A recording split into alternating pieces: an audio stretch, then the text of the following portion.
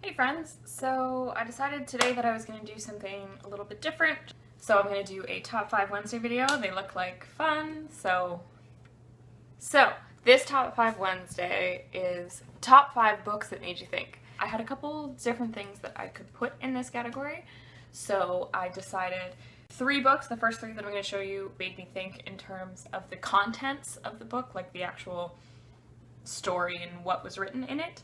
And then the other 2 made me think in terms of the context of the book and the idea of the book. First one, 1984. I tried to just do books that I haven't talked about before, but books that made you think. I have to put 1984 on this list, right? Right. This book made me think a lot about the idea of the slippery slope. The book was written in 1948. And it is still so relevant to the way that government is run today. And I can't help but thinking that George Orwell could almost see this happening because it's just so eerily accurate in terms of us having a military-industrial complex and a prison-industrial complex, and just in the ideas of net neutrality that have come up recently, and the right to be forgotten on the internet. And I think there is a lot of truth in 1984. Obviously, I know that's been said 100 times by people, but so this has kind of made me think that we should be more proactive when we can see the, slow erosion of our civil liberties to take action, because these things don't come out of nowhere and they generally are a slippery slope. So, yeah, this book made me think lots of things, so it's number 1 on the list. The next thing is The Kite Runner by Hidil Husseini. I probably butchered that, but this book is about Afghanistan. Before the war and after, it made me think about just the idea of war and what it can do to a country. And not only that, but I'm someone who believes very strongly that the war is about oil, and all of this humanitarian aid thing is not true at all. But this book paints a very different picture of what the Taliban is doing in Afghanistan, and I don't know, I feel like there is a lot of truth to it because, he's someone who is from Afghanistan. So it was interesting to see the war painted almost in a humanitarian aid type of way coming from someone who's from Afghanistan. So, I mean, not that I think that we should be at war or that I have completely changed my opinion about the fact that it's about oil, but it still made me think in those terms. And also, the main character is influenced a lot by negative cultural values and some things in his culture that aren't positive, and they have an impact on him and on some of his actions in the book. And it happens near the beginning, and then he spends the rest of the book and the rest of his life feeling like a horrible person because of things that he believed and things that he did, and then tries to right it. And so it also made me think about what makes a good person.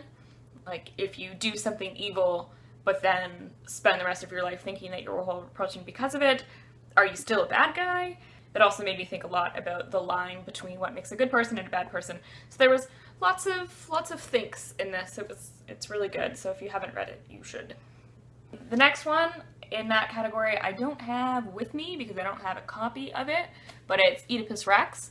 I don't want to say too much about what it's about in case you haven't read it, but it blew my mind, so you should definitely read it. It made me think a lot about the idea of free will, the idea of what our purpose is, and how, we often aren't aware of the person that we actually are. This was all really interesting to me because I was raised Catholic, but I now consider myself more of an agnostic atheist type.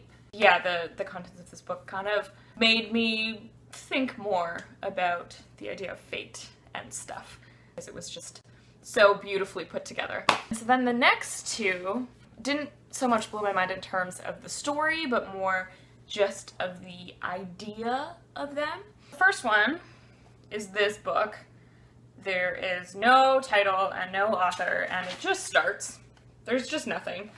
There used to be a store where I live that sold a bunch of like local art things, and it was really fucking awesome. And so they had like CDs and albums from local bands and paintings from local artists and clothing that people in the community had made, and just any books, any sort of thing that someone local had made, you could buy it there. And the store was really awesome, and I love to support local art and stuff, so I liked to go there. And so I found this book there. Yeah, no idea, it doesn't have a name, it just intrigued me, and so I was like, sure. And it's written in the first person, and it's about a guy who's kind of a homeless wanderer, part about his experience as a homeless wanderer, and part philosophical manifesto. And it was really good.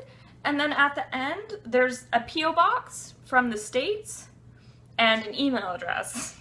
After I read it, I was just so confused about, like, is this a real thing? Am I holding someone's soul in my hand right now? Is this a fictional book that's made to look like it's a real life journey manifesto thing of a real person, but it's just designed this way? If it is a real thing, how did this person come from Northampton to where I live in Toronto, near Toronto? Like, and I actually emailed because it just blew my mind so much and I couldn't get it out of my head, but I didn't get a response. So, I don't know, it just blows my mind. What? I would tell you to check it out, but I don't know how to tell you to get it. And then the final book that made me think, again in terms of the context of it, is The Raw Shark Texts by Stephen Hall. I read it a long time ago, so I'm trying to remember, but it's essentially about a shark that only exists in texts and in your mind and in thoughts, and he feeds off of your memories. Our main character wakes up and has no idea who he is, and then is then trying to battle this shark. You know, and there's like weird things that happen, and it was just like so weird. Like, there was just a little bit of every genre in there, I feel like, and there was so much of it that was abstract. And so, to me, I thought that The Raw Shark Texts was supposed to be a play on the Rorschach test, which is the technical term for like the ink blot test, that it was purposely abstract and full of weird things because you could make whatever you wanted out of the book, and that the book itself was an ink blot test. I don't know if that's what Stephen Hall was going for, or if I just like pulled this out of nowhere and just had this crazy theory. But regardless of whether or not that's what he was going for, that's what I got out of it, so it made me think in that way. So those are the top 5 books that made me think that I told you about on a Wednesday. So it makes it a top 5 Wednesday. I hope you enjoyed this. If there's any books that made you think that aren't these, let me know what they are.